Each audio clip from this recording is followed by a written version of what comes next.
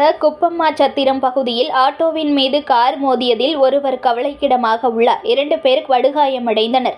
இருவரும் மருத்துவமனையில் சிகிச்சைக்காக அனுமதிக்கப்பட்டுள்ளனர். திருவள்ளூர் மாவட்டம் குப்பம்மா சத்திரம் பகுதியில் பயணிகளை ஏற்றிக் கொண்டிருந்த ஆட்டோவின் மீது திருவள்ளூரை நோக்கி அதிவேகமாக வந்த மாருதி விட்டாரா கிராண்ட் கார் மோதியதில் ஆட்டோவில் இருந்த பெரியசாமி என்பவர் ஆட்டோவுடன் நசுங்கி உயிருக்கு போராடினார்.